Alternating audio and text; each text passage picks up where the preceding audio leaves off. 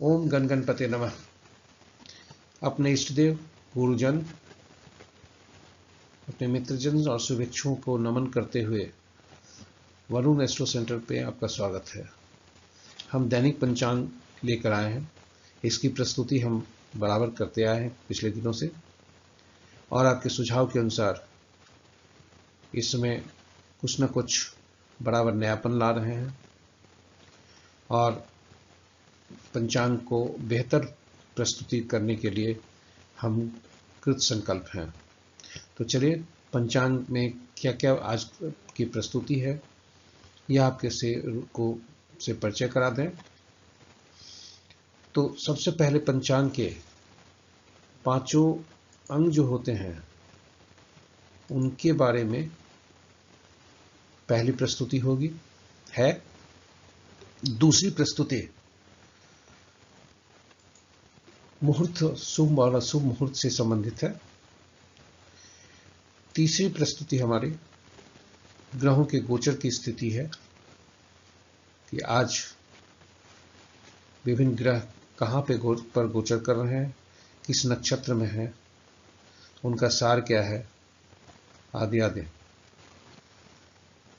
अगली प्रस्तुति हमारी जो चौथी प्रस्तुति है, ये जन्म नक्षत्र के अनुसार कैसे दिन होने के संकेत मिल रहे हैं।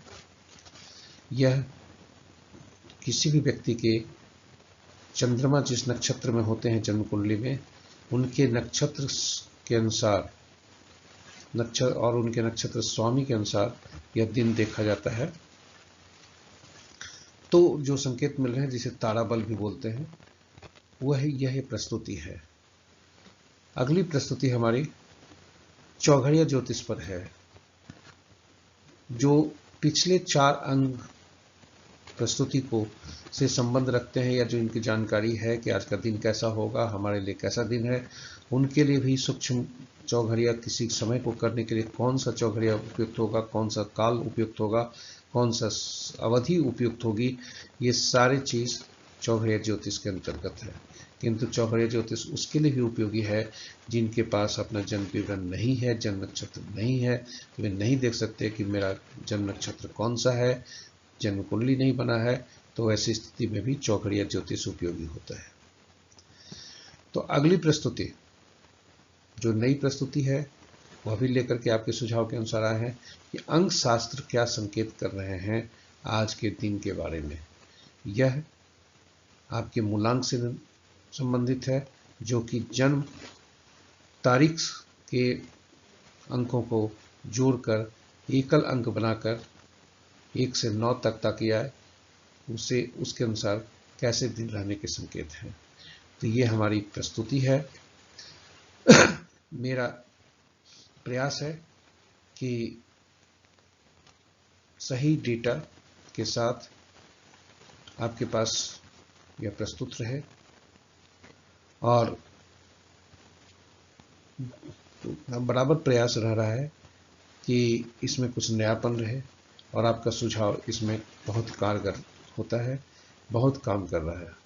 हम आपके सुझाव बराबर मिल रहे हैं, इसके लिए हम आपके आभारी हैं।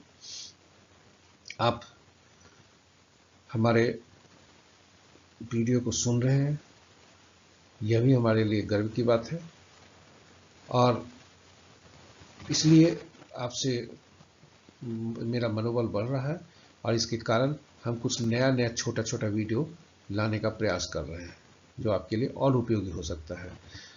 तो अंत में मैं यही कहता हूँ कि आपका मेरा वीडियो आपको मिलते रहे, इसके लिए आप सब्सक्राइब बटन दबाना न भूलें। ये आपके मित्रजन, परिजन और शुभेच्छु इनका लाभ से वो भी लाभान्वित हो सके इस प्रस्तुति से, इसके लिए उन्हें शेयर भी करें YouTube के लिंक को, और हमारे YouTube को लाइक करना न भूलें, जिससे कि हम थोड़ा मनोबल बढ़े, हमको शक्ति मिले और हम इसमें और प्रस्तुति कर सकें, नया वीडियो ला सकें। तो इन्हीं शब्दों के साथ हम देर न करते हुए अपने प्रस्तुति पर चलते हैं। अंत में भी यह बता देना चाहते हैं कि डेटा जो भी है वह दृक पंचांग से लिया गया है स्थानीय पटना के समय के अनुसार। जन्म कुंडली सुबह 5 बजे का होता है और छवि जो है जहां भी है वह हमारे गूगल से लिया गया है। तो चलते हैं हम अपनी प्रस्तुति की ओर। 6 फरवरी 2025 का पंचांग आपके समक्ष प्रस्तुत। सूर्योदय 6:30 पर, सूर्यास्त 5:37 पर, दिशाशूल दक्षिण। पंचांग के 5 अंक: दिन वार, गुरुवार, तिथि देर रात्रि 10:53 तक नवमी, उसके बाद दशमी। नक्षत्र रात्रि 0:29 तक कृतिका, उसके बाद रोहिणी। योग संध्या 6:42 तक ब्रह्म, उसके बाद इंद्र। करण दिन के 11:42 तक बालव, उसके बाद कौलव। ये रहे पंचांग के 5 अंक। महत्वपूर्ण मुहूर्त को देखते हैं। अभिजीत मुहूर्त दिन के 11:42 से 12:26 तक। अमृतकाल 5:12 से संध्या 6:43 तक। सर्वार्थ सिद्धि योग रात्रि के 8:33 से कल सुबह 6:30 तक, यानी सूर्योदय तक। रवि योग प्रातः 6:30 से 7:58 तक। फिर पुनः रवि योग होगा रात्रि 7:29 से प्रातः सूर्योदय तक। विजय मुहूर्त अपराह्न 1:55 से 2:39 तक। गोधूली बेला संध्या 5:34 से 6 बजे तक। निशिता मुहूर्त देर रात्रि 11:38 से 0:29। अशुभ काल को देखते हैं तो राहु काल दिन में 1:27 से 2:50 तक। गुलिक काल 9:17 से 10:40 तक। यमगंड प्रातः 6:30 से 7:54 तक। वर्ज्य प्रातः 8:01 से 9:33 तक। ये रहे महत्वपूर्ण मुहूर्त। ग्रहों की स्थिति को देखें तो चंद्रमा चूंकि राशि परिवर्तन किए हैं, इसलिए शून्य अंश से शुरू हुआ है। हालांकि वे वृषभ राशि में उच्च राशि में है, किंतु अंश के अनुसार अभी वे कमजोर हैं, बाल्यावस्था में है। फिर भी भरणी नक्षत्र में है, शुक्र के नक्षत्र में है। तो अभी दो ग्रह उच्च राशि में है। मीन राशि में से शुक्र और चंद्रमा वृषभ राशि में। तो राशि के अनुसार यदि देखें तो मित्र राशि में भी कोई ग्रह नहीं है। शत्रु राशि में 3 ग्रह हैं, सम राशि में 5 ग्रह हैं, स्वराशि में 1 ग्रह है।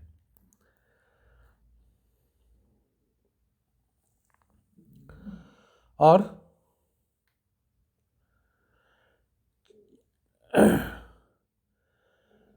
इस तरह से यदि हम देखते हैं, अब ग्रहों की शक्ति नक्षत्र के अनुसार देखते हैं तो मित्र नक्षत्र में 5 ग्रह, शत्रु नक्षत्र में 2 ग्रह, सम नक्षत्र में 2 ग्रह और स्व नक्षत्र में कोई ग्रह नहीं। सबसे ज़्यादा ग्रह शनि की राशि में है 3 ग्रह, उसके बाद बृहस्पति की राशि में 2 ग्रह और बुध की राशि में 2 ग्रह हैं। तो ये रहे ग्रहों की स्थिति। नक्षत्र में राहु बुध मंगल बुध केतु स्वतंत्र नक्षत्र हैं और चंद्रदेव के नक्षत्र में सबसे ज़्यादा ग्रह 3 ग्रह हैं, उसके बाद शनिदेव के नक्षत्र में 2 ग्रह हैं और बृहस्पति देव के नक्षत्र में 2 ग्रह। तो ये रहे पंचांग। सूर्यदेव, मंगलदेव, बुधदेव तथा शनिदेव ये सभी ग्रह 20 डिग्री से ज़्यादा हो गए हैं, अतएव थोड़ा कमज़ोर होने को है। जो अंश के अनुसार जो भी ग्रह 25 डिग्री से ज़्यादा होते हैं वे इसको कहते हैं वृद्धावस्था को प्राप्त करते हैं, उनकी शक्ति थोड़ी कम हो जाती है। तो ये रहे पंचांग के संबंध में। हमारी अगली प्रस्तुति जन्म नक्षत्र के अनुसार कैसा दिन रहने की संभावना है।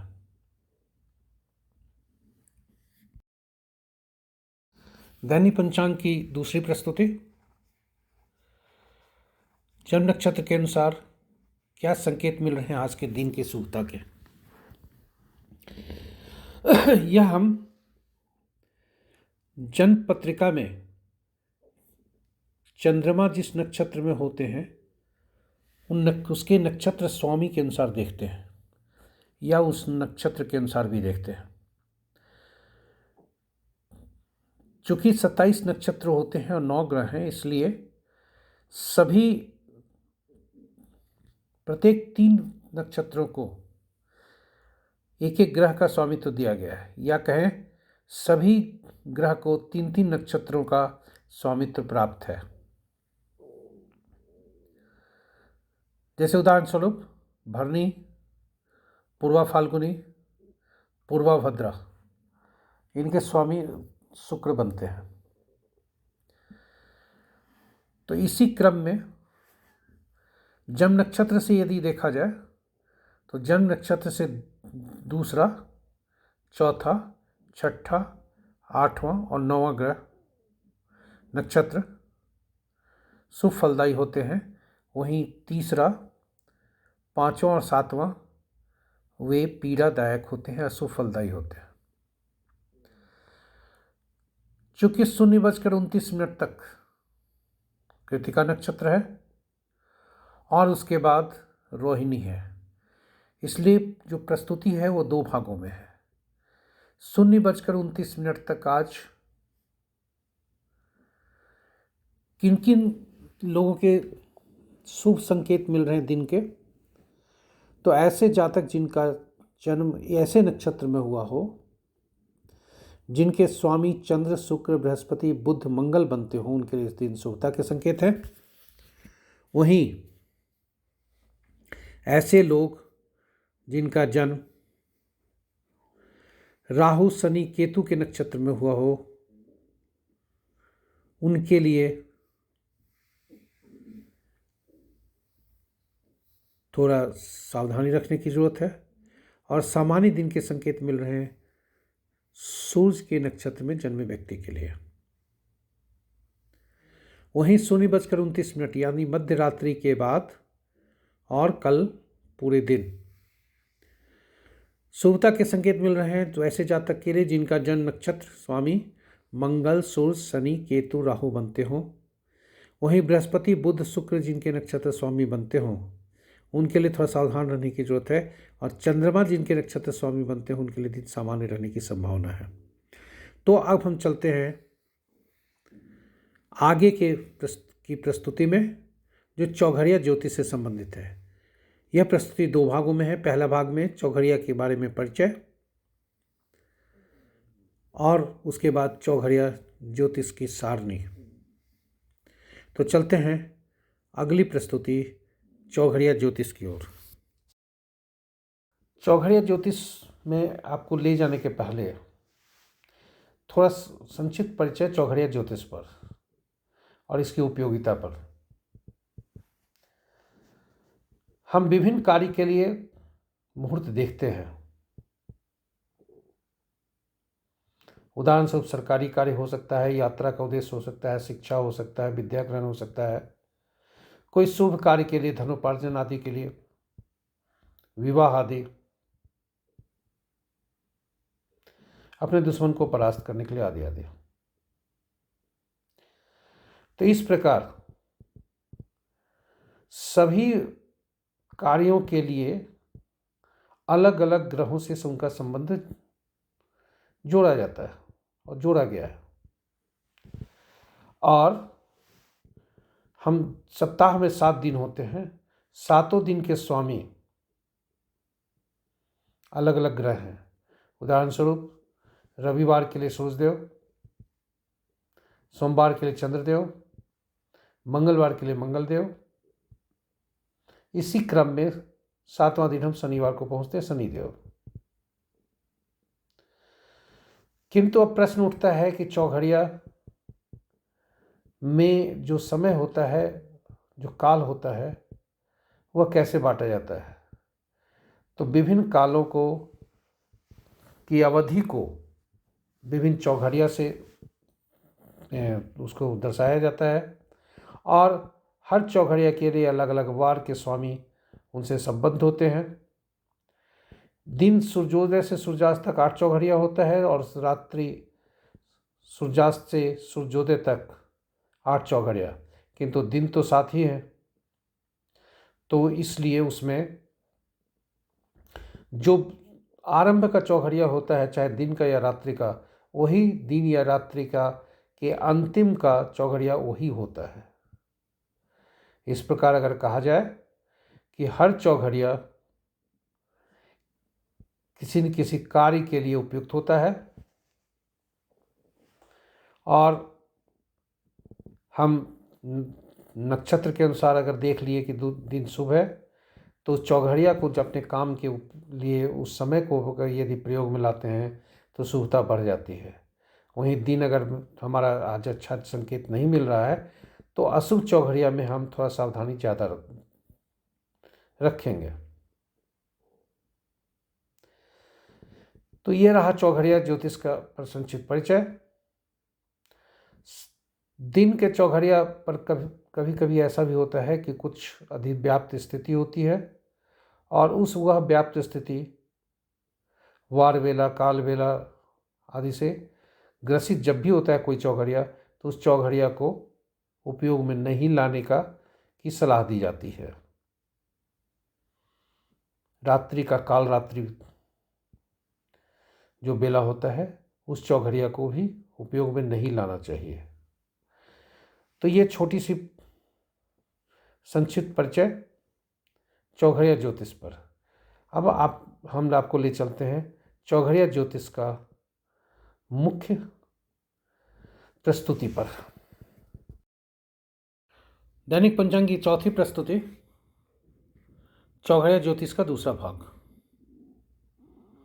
हमने पहले भाग में बताया है कि चौघड़िया ज्योतिष के बारे में की उपयोगिता क्या है, और विभिन्न कार्यों का संबंध कैसे ग्रह से बन रहा है, फिर विभिन्न ग्रहों का संबंध वार से कैसे है, दिन से, साप्ताहिक दिनों से, और इस प्रकार सभी साप्ताहिक दिनों का संबंध चौघड़िया समय से कैसे है। कुल 8 चौघड़िया होते हैं, लेकिन दिन, साप्ताहिक दिन 7 ही हैं, इसलिए जो सूर्योदय से या सूर्यास्त के समय जो चौघड़िया होता है, सूर्यास्त के बाद दिन के सूर्योदय के समय और रात्रि आरंभ करने होने के समय जो भी चौघड़िया होते हैं, वे क्रमशः संध्या में और भोर में वही चौघड़िया हुआ करते हैं। प्रस्तुत सारणी से स्पष्ट हो जाएगा। जैसे, और चूंकि दिन गुरुवार का है और गुरुवार का चौघड़िया शुभ है, इसलिए शुभ चौघड़िया से दिन शुरू होता है और संध्या भी शुभ चौघड़िया से समाप्त होता है। रात्रि अमृत से शुरू होगा और अमृत से समाप्त होगा। तो ये रहे आपके समक्ष पूरी चौघड़िया की अवधि, और इसमें यह चौघड़िया को विभिन्न आप अपने कार्यों के लिए ये कर सकते हैं, उपयोग में ला सकते हैं। साथ ही इसमें सावधान रहने की ज़रूरत है कि यदि कोई भी चौघड़िया अशुभता से अधिव्याप्त है तो उस चौघड़िया का उपयोग हमें नहीं करना चाहिए किसी भी शुभ काम के लिए, और अशुभता हेतु सावधान रहना चाहिए। उदाहरण स्वरूप अमृत चौघड़िया 1:27 से 2:50 तक है, जो कि राहु काल से ग्रसित है। वहीं काल चौघड़िया 2:50 से 4:14 है, वह काल वेला से ग्रसित है। शुभ चौघड़िया जो 4:14 से 5:37 तक है, वह वार वेला से ग्रसित है। वहीं रात्रि में लाभ चौघड़िया 0 मध्य रात्रि से 0:03 से 1:40 तक रात्रि तक है, वह भी काल रात्रि से ग्रसित है। 3 चौघड़िया को उपयोग में लाते हैं यदि, या कोई कार्य करते हैं, तो कार्य सफलपूर्वक संपन्न होगा, इसमें थोड़ा संदेहास्पद स्थिति बनती है। अशुभता, उसकी शुभता अगर हो भी जाता तो शुभता का जो अंश है या शुभता की जो स्थिति है वो कम हो सकती है।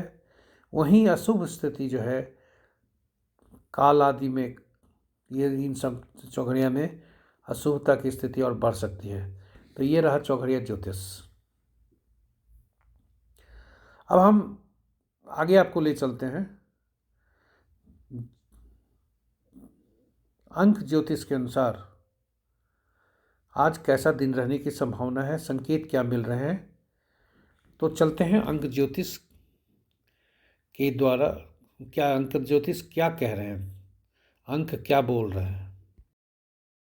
आज के दिन में विभिन्न तिथियों को जन्मे लोगों के संबंध में अंक क्या कह रहे हैं, किस ओर इशारा कर रहे हैं। चलिए यह प्रस्तुति मैं आपके समक्ष लेकर आया हूं, जो कि दैनिक पंचांग की अंतिम प्रस्तुति है।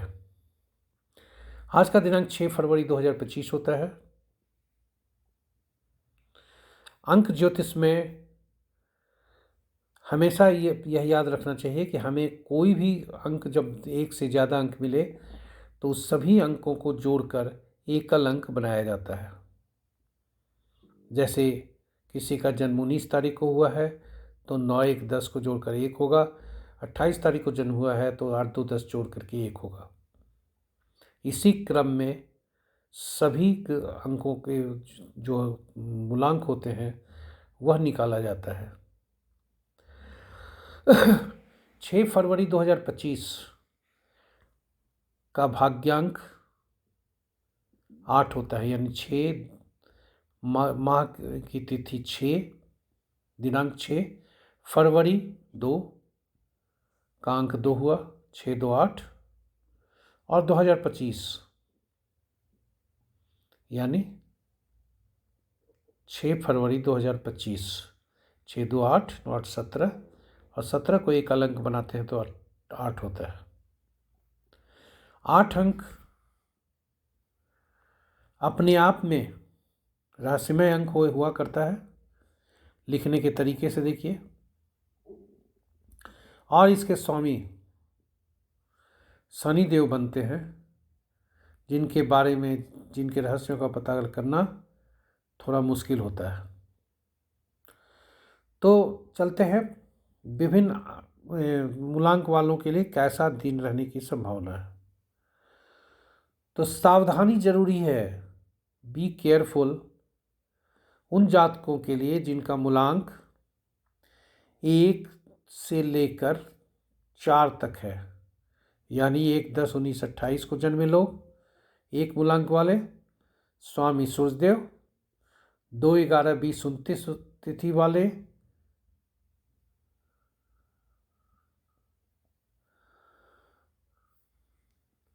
3 मूलांक वाले 3 12 21 30 को जिनका जन्म हुआ हो, और 4 मूलांक वाले जिनका जन्म 4 13 22 31 तारीख को हुआ हो। इनके लिए दिन में सावधानी रहने की जरूरत है। वहीं सामान्य दिन के संकेत 5 6 7 मूलांक वालों के लिए है, यानी जिनका जन्म 5 14 23 को हुआ हो, 6 15 24 को हुआ हो, और 7 16 25 को हुआ हो।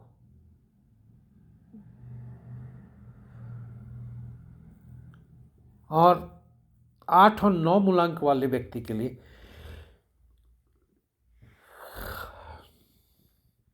जिनका जन्म 8 17 26 को हुआ हो या 9 18 27 को हुआ हो, उनके लिए दिन अच्छे नहीं के संकेत मिल रहे हैं। थोड़ी प्रयास करनी है कि ज़्यादा कुछ अशुभता नहीं हो। तो इन शब्दों के साथ आज की प्रस्तुति को यही विराम देता हूँ। आशा ही नहीं, पूर्ण विश्वास है कि यह आपको पसंद होगी और आपके लिए उपयोगी साबित हो रही होगी। यदि इसमें कुछ विकास चाहते हैं या कुछ सुधार चाहते हैं, कोई नया इनपुट देना चाहते हैं कि हम यह भी प्रस्तुत करें, तो आपसे आग्रह है कि आप अपना रिक्वेस्ट हमारे व्हाट्सएप नंबर पर भी भेज सकते हैं। और उसके बाद हम आपसे आग्रह करेंगे कि हमारा मनोबल बढ़ाने के लिए YouTube के चैनल में जाकर इसे लाइक करें और हमारे YouTube चैनल को सब्सक्राइब